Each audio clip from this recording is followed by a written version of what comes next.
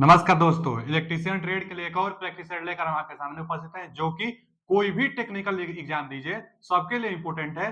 परंतु यह session ALP CBT 2 exam के लिए स्पेशल हम लेकर आए हुए हैं जो प्रीवियस ईयर में किसी न किसी शिफ्ट में आया हुआ क्वेश्चन दिया गया है। तो चलिए क्वेश्चन की तरफ चलते हैं, ध्यान से पढ़िएगा क्योंकि सब क्वेश्चन इंपॉर्टेंट होता है जो प्रीवियस ईयर एग्जाम में आया हुआ होता है। तो ध्यान से पढ़िएगा। बाकी टेक्निकल एग्जाम कोई भी दीजिए, सिलेबस अगर सेम होता है, एक आध दो अध्याय बस इधर उधर होता है, टेक्निकल का सिलेबस तब लगभग सेम ही होता है, तो क्वेश्चन कहीं भी आ सकता है। तो हर एक एग्जाम के लिए महत्वपूर्ण होने वाला है। ध्यान से पढ़िएगा। पहला क्वेश्चन है कि कौन से वर्ग का विद्युत रोधक मतलब इंसुलेशन पदार्थ अधिक तापमान सह सकता है। जो इंसुलेशन होता है ना, वह टेम्परेचर सहन कर सकता है, उसका टाइप बनाई गई है। जैसे कुछ टाइप लिख लीजिए, उसी में से बार बार पूछता है वाई ए ई बी एफ एच और एक होता है सी, और एक होता है सी। इतना टाइप है, इसी टाइप में से ना बार होता है। क्या है? इंसुलेशन का टाइप है। जैसे class Y type, class A type, class E type, class B, class F, class H और क्लास सी टाइप। अच्छा, इनका टेम्परेचर भी होता है। जैसे वाई 90 अंश सी टेम्परेचर तक सहन कर सकता है। ए कितना? 105 अंश सी तक सहन कर सकता है। 120 अंश ई करता है, 135, कहीं कहीं पर 130 भी देता है। तो 130 अंश सी तक ई, 130 हम लिख देते हैं, ज्यादातर 30 देता है। तो 130 अंशी तक बी। उसके बाद 155 अंशी बार बार पूछता है एफ वाला, तो 155। और एच कम पूछता है, तो 180 अंशी तक सहन ही करता है। 180 से ज्यादा टेम्परेचर सहन करना है तो सी, अथवा पूछ सकता है कि कौन सा इंसुलेशन टाइप है जो मैक्सिमम सबसे ज्यादा टेम्परेचर सहन कर सकता है। तो वही पूछा भी है कि कौन से वर्ग का इंसुलेशन पदार्थ अधिक तापमान सह सकता है इस विकल्प में। तो अब सी से तो ज्यादा कोई है नहीं, 180 अंशी से भी ज्यादा तापमान सहन कर सकता है क्लास सी टाइप। तो इसका C option is right answer. चलिए आगे चलते हैं।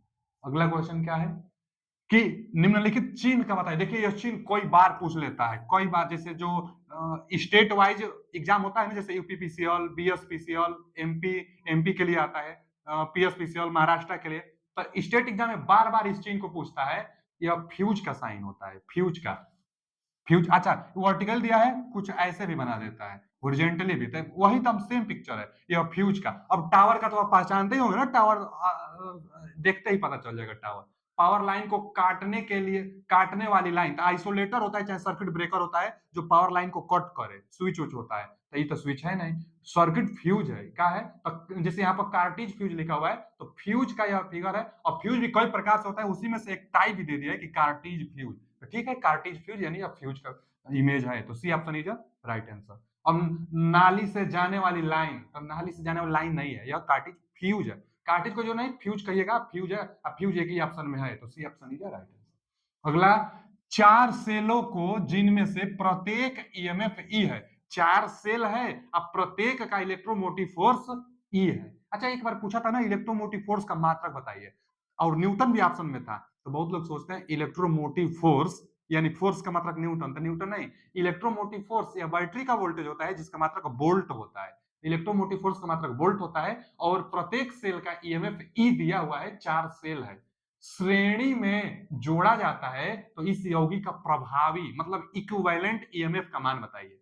तो आप ध्यान से समझिए कि सीरीज में कॉम्बिनेशन करने से धारा बराबर होता है, वोल्टेज का मान बढ़ता है। अब पैरेलल में कॉम्बिनेशन करने से, सेलों का कॉम्बिनेशन बता रहे हैं कि अगर पैरेलल में कॉम्बिनेशन करेंगे तो वोल्टेज बराबर होगा, धारा का मान बढ़ेगा। तो यानी धारा का मान बढ़ाना है तो बैटरी को पैरेलल में कॉम्बिनेशन करिए, धारा बढ़ जाएगा, अब वोल्टेज तो समान रहेगा। जबकि वोल्टेज बढ़ाना है और धारा एक समान करना है तो सीरीज कॉम्बिनेशन करिए, सीरीज में धारा बराबर होती है, अब वोल्टेज का मान बढ़ जाता है। तो यहाँ श्रेणी में ही जोड़ा गया है तो वोल्टेज बढ़ जाएगा। अब प्रत्येक का ई है तो सीरीज में टोटल बढ़कर कितना हो जाएगा? 4 ई हो जाएगा। फॉर्मूला भी आता है, इक्विवेलेंट अगर पाना है ईएमएफ तो जितना सेल है सीरीज के लिए जोड़ दीजिए, ई1 धन, ई2 धन, ई3, यहाँ पर 4 होता तो चारों को जोड़ दीजिए, सबका ई था तो टोटल निकल कर कितना आ जाएगा? 4 ई आ जाएगा। इसका option B option is right answer. अच्छा, अगर पैरेलल में होगा, यहाँ 1 2, यहाँ 3 और यहाँ 4, माने चारों को सीरीज में जोड़ना है। ये सीरीज में था इसलिए वोल्टेज बढ़ गया, धारा एक समान रहेगा। पैरेलल के लिए फॉर्मूला इसी को 1 बटा में ई बराबर 1 बटा में ई1, 1 बटा में ई2, 1 बटा में ई3 करेंगे तब निकल कर आएगा। तो B option is right answer. अगला क्वेश्चन है कि पाइप अर्थिंग में पाइप का तनुकृत व्यास कितना होता है। पाइप अर्थिंग में जो पाइप होता है उसका व्यास पूछा हुआ है। तो देखिए, दो अर्थिंग बहुत फेमस है। वैसे तो अर्थिंग चार प्रकार से होते हैं। एक स्ट्रिप अर्थिंग, जिसकी साइज पूछ लेता है तब 25 mm गुणे 4 mm, 25/4 mm। स्ट्रिप अर्थिंग जो पथरीली स्थानों पर की जाती है, इसको होरिजेंटली रखी जाती है। यह एक स्ट्रिप टाइप का होता है, इसी से कनेक्शन लेकर अर्थिंग कर ली जाती है। तो स्ट्रिप अर्थिंग है, क्या है बच्चा? स्ट्रिप। स्ट्रिप अर्थिंग में साइज पूछता है तो strip earthing.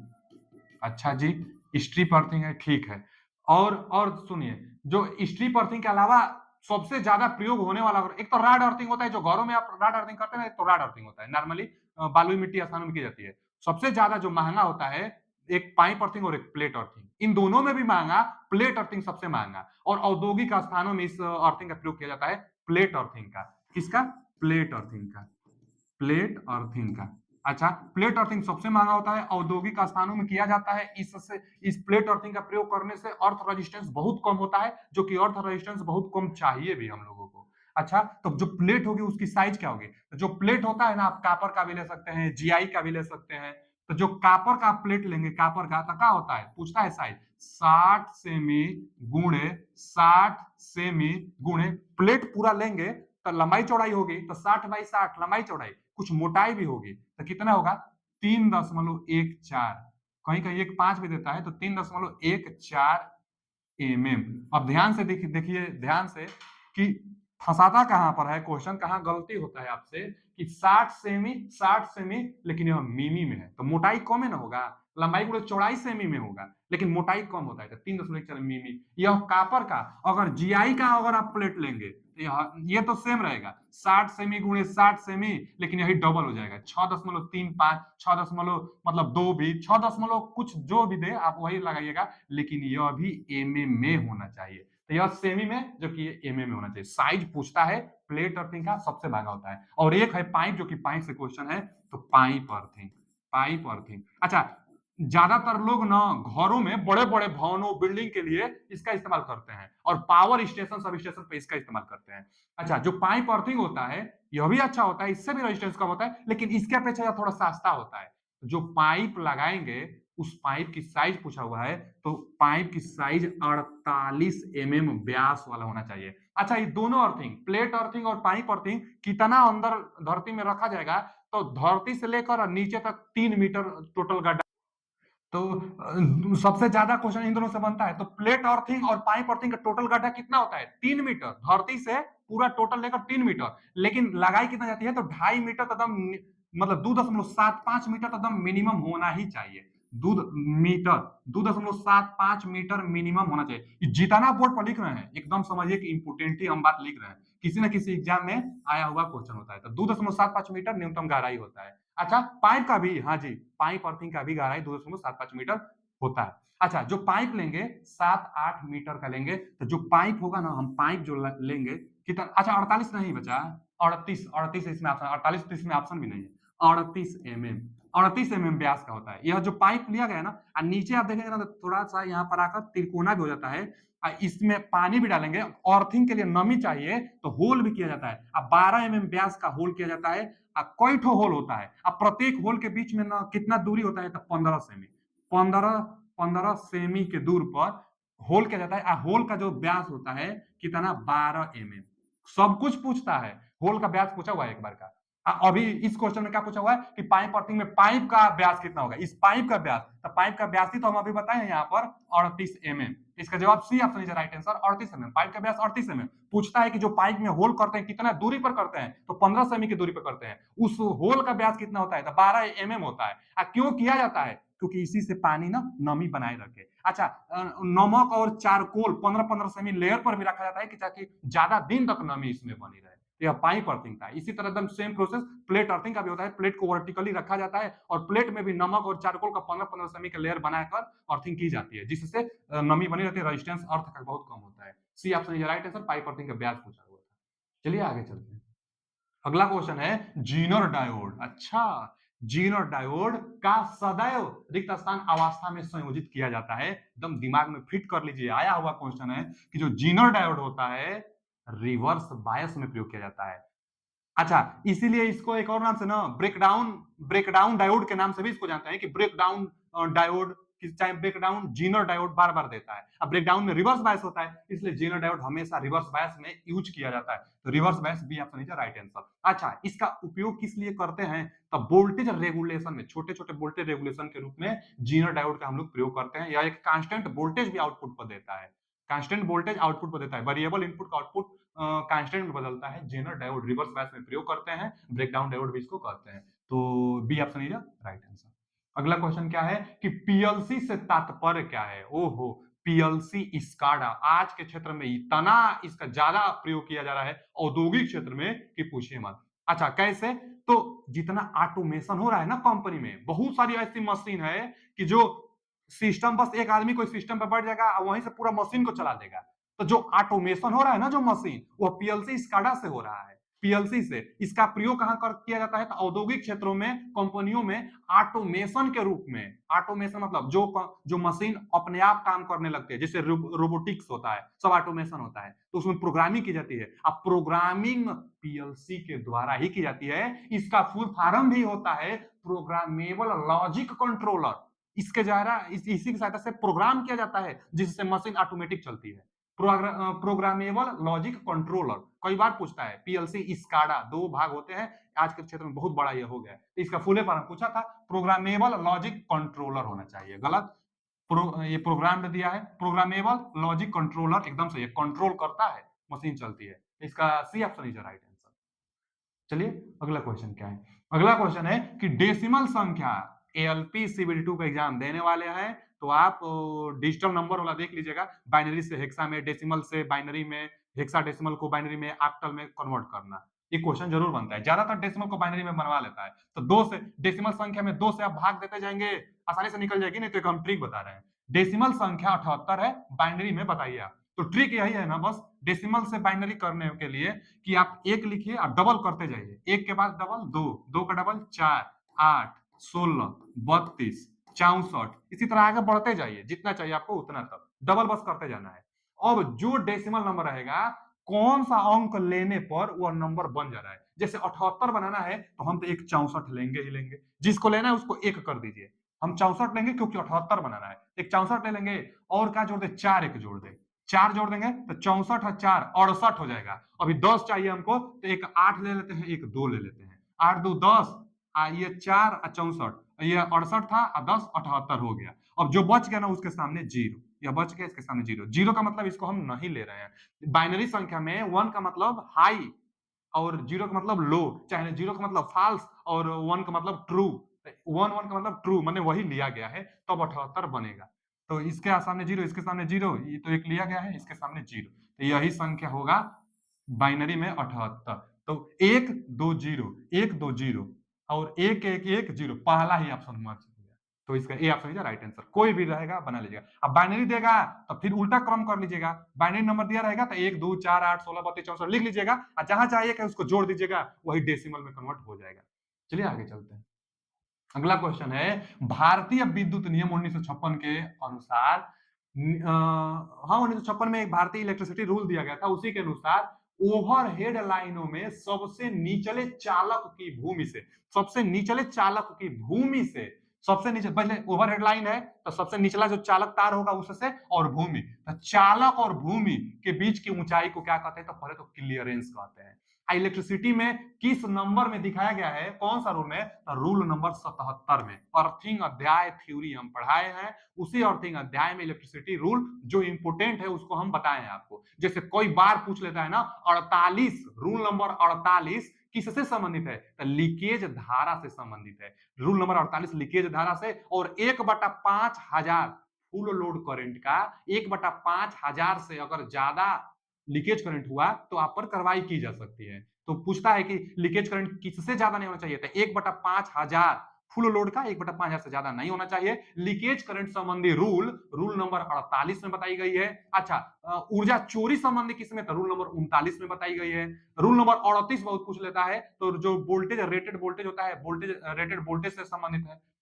Rule number 90 earthing से संबंधित है। ये सब पूछता है, आप ध्यान दीजिएगा। तो चलिए इसका तो सी ऑप्शन ग्राउंड क्लियरेंस कहा जाता है, रूल नंबर 77 से संबंधित है, और 90 अर्थिंग से संबंधित है। चलिए आगे, डीसी मशीन में, डीसी मशीन से क्वेश्चन पूछा है, अब ऑप्शन दिया है पढ़ते हैं। डीसी मशीन में आर्मेचर चालक, हाँ डीसी मशीन में आर्मेचर होता है, तो आर्मेचर चालक में धारा एवं विद्युत चुंबकीय बल माने इलेक्ट्रोमोटिव फोर्स, तो विद्युत चुंबकीय बल यानी वोल्टेज और धारा अल्टरनेटिंग होते हैं।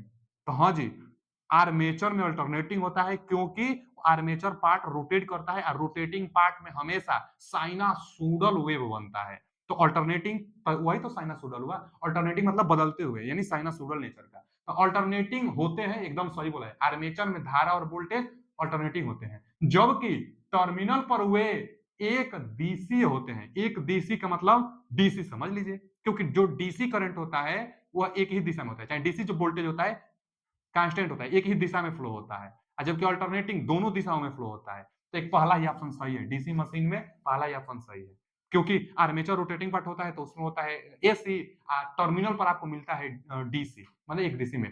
अब रही बात क्यों, आर्मेचर में अगर मान लीजिए डीसी जनरेटर है, तो डीसी जनरेटर है तो आर्मेचर में एसी बना है और टर्मिनल पर आपको डीसी कैसे मिल रहा है, तो कम्यूटेटर ब्रूस सिस्टम होता है। डीसी जनरेटर में कम्यूटेटर का काम ही होता है एसी को डीसी में बदलना, और तभी आउटपुट पर आपको डीसी मिल जाएगा। तो कम्यूटेटर की सहायता से एसी को डीसी में कन्वर्ट कर देता है डीसी जनरेटर, तो कम्यूटेटर से ये कन्वर्ट होता है। पहला ऑप्शन सही है, एकदम यही होता है। आगे पढ़ेंगे तो गलत मिलेगा, क्योंकि आर्मेचर धारा और ईएमएफ एक डीसी बोला है, जबकि आर्मेचर में एक डीसी कभी नहीं होता है, क्योंकि आर्मेचिंग रोटेटिंग पार्ट है। तो बी ऑप्शन गलत। और आर्मेचर चालक में धारा एवं ईएमएफ टर्मिनल पर एक डीसी होते हैं, तो टर्मिनल आर्मेचर चालक में भी, आर्मेचर चालक में और टर्मिनल पर दोनों पर बोल रहा है कि एक डीसी होता है, तो गलत बोला है। अच्छा, आर्मेचर चालक एवं टर्मिनल पर ईएमएफ अल्टरनेटिंग, जबकि धारा एक डीसी होता है। तो जो ईएमएफ अल्टरनेटिंग बोल दिया ना, तो ईएमएफ कहां बोला है पहले देखिए ना, आर्मेचर चालक एवं टर्मिनल पर, आर्मेचर चालक एवं टर्मिनल पर ईएमएफ अल्टरनेटिंग होते हैं, तो टर्मिनल पर अल्टरनेटिंग होगा नहीं, यहीं से गलत है, तो ये भी गलत हो गया। टर्मिनल पर केवल यूनिडायरेक्शन डीसी, आर्मेचर में एसी, एक ही ऑप्शन था, ए ऑप्शन इज राइट।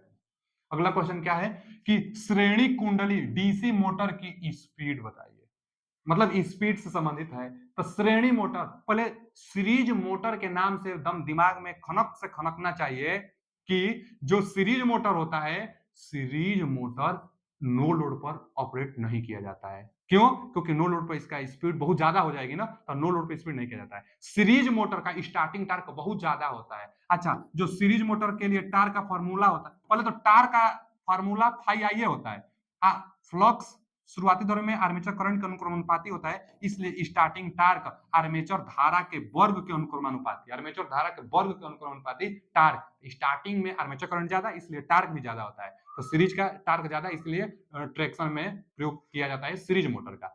यहाँ पूछा है कि सीरीज मोटर का जो स्पीड कंट्रोल होगा, तो सीरीज मोटर हो चाहे शंट मोटर हो, स्पीड और फ्लक्स में अगर कोई संबंध पूछेगा आपसे, एक दूसरे के दोनों क्या होते हैं, व्युत क्रमानुपाती होते हैं। अगर फ्लक्स कम होगा तो स्पीड बढ़ेगा, फ्लक्स कम होगा तो स्पीड बढ़ेगा। अच्छा, जब फ्लक्स बढ़ेगा तो स्पीड कम होगा।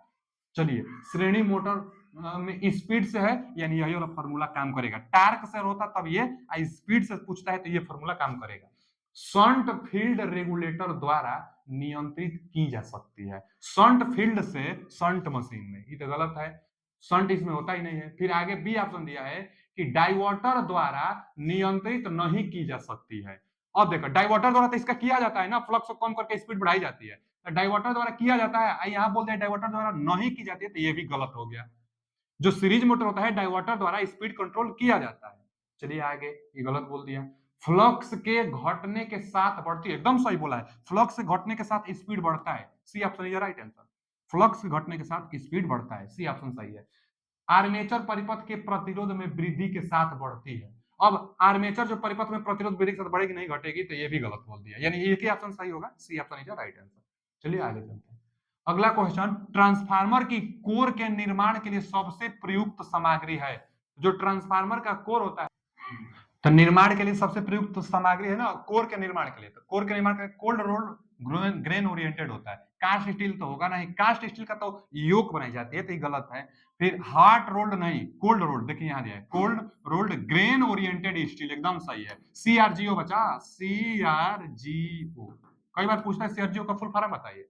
Cold rolled grain oriented steel, CRGO steel भी देता है ना, सीआरजीओ स्टील। हाँ तो cold cold rolled grain oriented steel होता है, सी ऑप्शन है राइट आंसर। चलिए आगे चलते हैं। कोर इसी का बनाई जाती है। अच्छा, क्यों इसी की बनाई जाती है? क्योंकि इसमें 4% सिलिकॉन का भी मटेरियल यूज होता है। सिलिकॉन के अलावा इसका जो परमेबिलिटी होता है हाई होता है। तो हाई परमेबिलिटी होने से एडी करंट लेमिनेटेड करके बनाई जाती है, तो लेमिनेटेड करने से एडी करंट कम होता है। 4% सिलिकॉन मटेरियल प्रयोग करने से हिस्टेरेसिस लॉसेस भी कम होता है। यानी सीआरजीओ का प्रयोग करने से, सीआरजीओ टाइप कोर का प्रयोग करने से क्या होगा कि एडी करंट भी कम होगा, हिस्टेरेसिस लॉसेस भी कम होगी। अब परमेबिलिटी बहुत ज्यादा अच्छा होता है सीआरजीओ का, इसीलिए ट्रांसफार्मर कोर में इसका प्रयोग किया जाता है। अगला क्वेश्चन क्या है कि किसी ड्रम टाइप स्टार्टर होता है, तो ड्रम टाइप स्टार्टर में स्टार्टिंग धारा को कम, यहीं से पकड़ लेंगे कि स्टार्टिंग धारा को कम करने के लिए प्रयोग किया जाता है। तो धारा को कम करने के लिए हमेशा सीरीज में रेजिस्टेंस जोड़ी जाती है। तो वही ना, समांतर में प्रतिरोध गलत, श्रेणी में प्रतिरोध सही। श्रेणी में प्रतिरोध जोड़ने से धारा का मान कम, प्रतिरोध बढ़ेगा तो धारा का मान कम हो जाता है। तो प्रतिरोध बढ़ने से धारा का मान कम हो जाता है, तो श्रेणी में प्रतिरोध जोड़ देंगे ड्रम के साथ। तो इसका B option is right answer. अगला क्वेश्चन क्या है कि सिंगल फेज मोटर का स्टार्टिंग कैपेसिटर होता है। ये तो क्वेश्चन शायद पिछला सेट में भी आया था कि सिंगल फेज मोटर का स्टार्टिंग कैपेसिटर हमेशा इलेक्ट्रोलाइट का बनाई जाती है, जो कम समय के लिए सिर्फ स्टार्ट कराने के लिए प्रयोग किया जाता है। क्योंकि इलेक्ट्रोलाइट कैपेसिटर जो होगा वो जल जाएगा, ज्यादा देर तक चलाएंगे तब, तो केवल स्टार्ट कराने के लिए कम टाइम के लिए यूज किया जाता है इलेक्ट्रोलाइट कैपेसिटर। वैद्युत अपघट्ट को ही इलेक्ट्रोलाइट कहते हैं। तो सिंगल फेज में इलेक्ट्रोलाइट कैपेसिटर का प्रयोग किया जाता है, A option is right answer. आगे, किस प्रकार के एसी से डीसी परिवर्तक में क्षतियां कम है? अच्छा, एसी से डीसी बदलने में किसमें हानि कम है और दक्षता अधिक है? किसमें हानि कम दक्षता अधिक है? तो एमजी से। अच्छा, पहले तो और जान लिए कि जो रोटेटिंग पार्ट होगा उसकी दक्षता बहुत ज्यादा नहीं होगी। रोटेटिंग पार्ट में लॉसेस हो जाता है, तो लॉसेस भी ज्यादा होगा तो एफिशिएंसी अपने आप कम होगा। तो जो एमजी मोटर जनरेटर सेट, तो रोटेटिंग पार्ट है, इसमें लॉसेस ज्यादा होगा, दक्षता कम होगी। और रोटरी परिवर्तक ये भी रोटेटिंग पार्ट है, तो रोटेटिंग होने का इसके भी दक्षता कम होगा, लॉसेस ज्यादा होगा। अब एक मरकरी आर्क रेक्टिफायर है और एक मेटल रेक्टिफायर है। तो सबसे पहले प्रयोग होता था मेटल रेक्टिफायर, जब डायोड नहीं था तब। आज के जमाने में डायोड होता है जो एसी को डीसी में बदल देता है, लेकिन पहले मेटल रेक्टिफायर का प्रयोग करते थे। इसमें लॉसेस बहुत कम होता था और इफिशियंसी ज्यादा होता है। तो यही क्वेश्चन पूछा हुआ है, D option is right answer. आगे, निम्नलिखित में से कौन सा फिलामेंट लैंप के लिए प्रयोग नहीं किया जाता? लैंप के लिए कौन सा फिलामेंट प्रयोग नहीं होता? तो पहला कार्बन फिलामेंट ही तो होता है। कार्बन फिलामेंट, सबसे पहले कार्बन फिलामेंट का ही प्रयोग होता था। इसकी एफिशिएंसी 8 लुमेन प्रति वाट होती थी। उसके बाद टंगस्टन फिलामेंट, ये भी प्रयोग होता है। पूछता है कि बल्ब में कौन सा फिलामेंट होता है, किसका? तो टंगस्टन का। तो ये भी होता है। यहाँ भी टंगस्टन फिलामेंट दिया है और यहाँ भी टैंटलम दिया है, ठीक है। तो टैंटलम का भी प्रयोग होता है, टैंटलम फिलामेंट का भी प्रयोग होता है। आज के जमाने में टंगस्टन फिलामेंट का प्रयोग होता है। कार्बन का सबसे पहले हुआ था। और नाइक्रोम का फिलामेंट के रूप में नहीं होगा, यही पूछा था ना, नहीं होता है, तो D option is right answer. Nichrome का तो हीटिंग एलिमेंट में प्रयोग करते हैं। ये क्या है बच्चा? ये हीटिंग एलिमेंट है ना, हीटिंग एलिमेंट में इसका प्रयोग करते हैं। नाइक्रोम निकिल प्लस क्रोमियम से मिलकर बनता है। जहां हीटिंग की बात है वहां पर नाइक्रोम। अच्छा, बिना लोड का गर्म अगर यह होता है, हीट उत्पन्न करता है तो जल भी जाता है, ये भी जानते रहिएगा नाइक्रोम को। तो नाइक्रोम हीटिंग एलिमेंट में प्रयोग किया जाता है, D option is right answer. पूछा था कि बल्ब में कौन प्रयोग नहीं होगा। आगे, बिना पानी भरे ही यदि किसी वैद्युत केतली, इलेक्ट्रिक जो केतली होता है, कि बिजली चालू की जाए तो क्या होगा? वही जल जाएगा फिलामेंट। जो फिलामेंट होगा, फिलामेंट जल जाएगा। बिना पानी भरे ही इलेक्ट्रिक केतली को आप गर्म करेंगे तब, क्योंकि उस पर लोड चाहिए, तभी तो वो हीट बनाएगा, जल जाएगा बच्चा। बिना पानी भरे हुए अगर इलेक्ट्रिक केतली को चालू करेंगे तो क्या होगा? यह पिघलेगा, इसकी वैद्युत कुंडली मतलब इलामेंट जल जाएगी, तो इलामेंट जल जाएगा। B option is right answer. अगला क्वेश्चन क्या है कि नीचे दिए गए में से स्किन इफेक्ट की घटना किसमें होता है? स्किन इफेक्ट जानते हैं, जो कंडक्टर होता है और उसमें ऑल्टरनेटिंग करंट, डीसी नहीं एसी, अगर किसी कंडक्टर में एसी करंट प्रवाहित होता है तो पूरा सरफेस से करंट फ्लो नहीं होता है, सिर्फ सिर्फ ऊपरी सरफेस पर होता है, पूरा उसके अनुप्रस्थ काट क्षेत्रफल से नहीं होता है। अगर यह कंडक्टर है तो सिर्फ ऊपरी सरफेस से ही सिर्फ बाहरी सरफेस से ही करंट फ्लो होता है, पूरा अनुप्रस्थ काट के क्षेत्रफल से नहीं होता है। डीसी में भले होता है लेकिन एसी में नहीं। क्यों? क्योंकि इलेक्ट्रोमैग्नेटिज्म के कारण, विद्युत चुंबकीय गुण होने के कारण सिर्फ सरफेस से ही करंट फ्लो होता है। तो इसी को स्किन इफेक्ट कहते हैं। स्किन इफेक्ट फ्रीक्वेंसी पर भी निर्भर करता है, कंडक्टर के व्यास पर भी निर्भर करता है। स्किन इफेक्ट कम करने के लिए व्यास छोटा रखा जाता है, बीच में खोखला वायर प्रयोग, चाहे बंडल कंडक्टर का भी हम लोग प्रयोग कर लेते थे, यही सब स्किन इफेक्ट से बचने के लिए। तो कंडक्टर में होगा, धातु चालक में होगा, ग्लास में, अर्धचालक में और इंसुलेटर में थोड़े होगा। किसमें होगा? चालक में, कंडक्टर में होगा। वो भी एसी करंट जाएगी तब होगा। फ्रीक्वेंसी पर निर्भर करता है स्किन इफेक्ट। तो C option is right answer. हाँ, स्किन इफेक्ट स्किन डेप्थ के व्युत्क्रमानुपाती होता है, ये भी जानते रहिएगा। एई में क्वेश्चन पूछा था कि जो स्किन इफेक्ट होता है स्किन डेप्थ के व्युत्क्रमानुपाती होता है, जानते रहिएगा। चलिए आगे चलते हैं। अगला क्वेश्चन है कि अल्टरनेटर द्वारा उत्पन्न विद्युत शक्ति की तरंग आकृति होती है। अच्छा, अल्टरनेटर द्वारा उत्पन्न जो शक्ति होगी उसकी वेव फॉर्म कैसा होगा? तो अल्टरनेटर में रोटेटिंग पार्ट होता है, साइनसोइडल होगा। साइनसोइडल, जाया वक्री को ही साइनसोइडल कहते हैं। साइन वेव, जाया को साइन कहते हैं, तो साइन वेव होगा वेव फॉर्म अल्टरनेटर में। तो C option is right. Alternator से बिजली आपके घरों तक आई है, तो जो एसी करंट होता है अल्टरनेटर से ही बनता है, तो एसी करंट ना होता है, AC current sinusoidal. C option is right answer. चलिए आज के लिए इतना ही, मिलते हैं अगले वीडियो में। वीडियो कैसा लगा कमेंट करके जरूर बताइएगा। वीडियो पाने के लिए लिंक लगा हुआ डिस्क्रिप्शन में, उससे ज्वाइन हो जाइएगा। मिलते हैं अगले वीडियो में। Thank you.